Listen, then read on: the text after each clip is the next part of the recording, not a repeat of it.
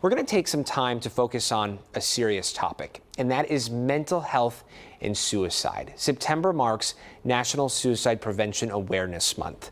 This week, the Harris County Sheriff's Office announced a deputy died by apparent suicide. This tragedy is a reminder about the importance of crisis support.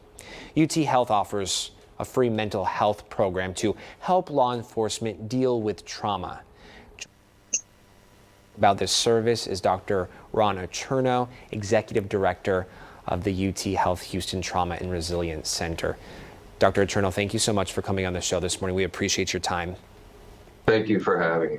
Explain to us this program, how it started, how it works, and of course, how members of law enforcement can get help if they need help.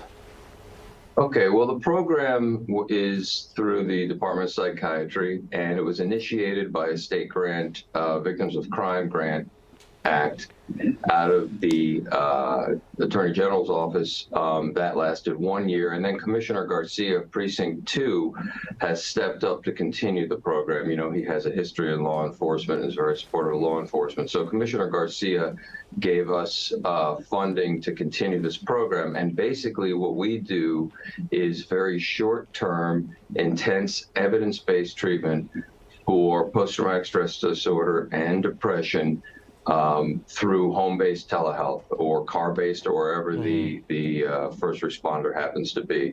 The majority of our people being served through this particular program are police and firefighters, although we also accommodate EMT because they see a lot of very difficult things. But this is particularly appropriate for our police first responders because a lot of times they don't want to go to their in-house employee assistance programs for fear of problems with promotion or stigma.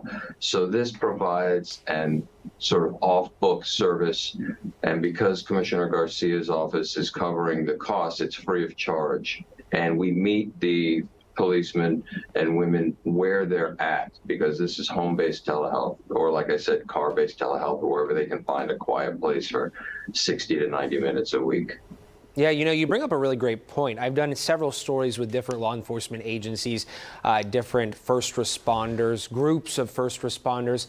And, you know, oftentimes these stories focus on the programs they offer. They've identified a need, but you raise a really good point about, you know, promotions and stigma associated with seeking that help. With this treatment, what options are available to these folks?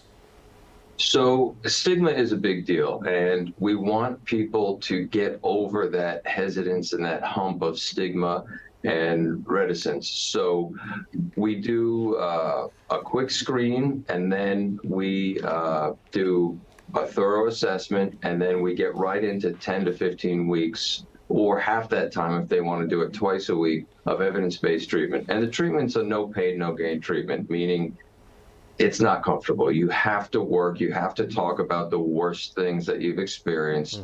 And we teach ways to deal with that. We take people who are on the border of not functioning and give them their functioning back.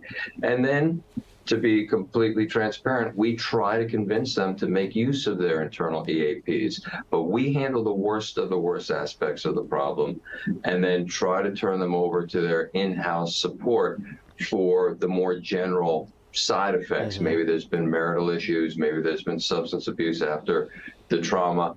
We'll handle the main functional impairment and turn them over. But like I said, it's not a walk in the park. This is an intense action-oriented treatment, but that action focus tends to resonate with the first responders. Yeah, it's hard stuff. It's heavy stuff. Does this program offer mental health services for spouses and family members of law enforcement officers?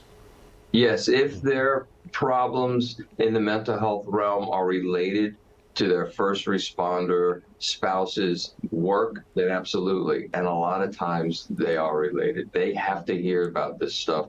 They have to bear the brunt of the consequences. And remember, our first responders go through on a weekly or monthly basis what most of us will not go through our entire lives. They see this stuff every single week.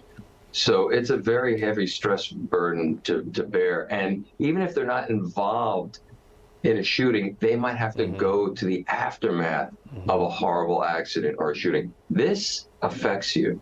Yeah. And so that's why this service exists, and we're very thankful to Commissioner Garcia for supporting it, because without that, we can't give away free state services, so it has to be paid for. And that's why we really want the first responders, police, fire, EMT, to know we meet you where you're at. This is home-based telehealth. Yeah. This is free, but this is work. Yeah, this is really good stuff. You know, oftentimes we always say change happens with conversation. It starts with a dialogue, and this is what we're having with you today, and we're thankful to be able to do that. We, of course, will put all of this information on our website, clicktohouston.com, so people can go there to get more information if needed. Dr. Acierno, thank you so much for your time this morning.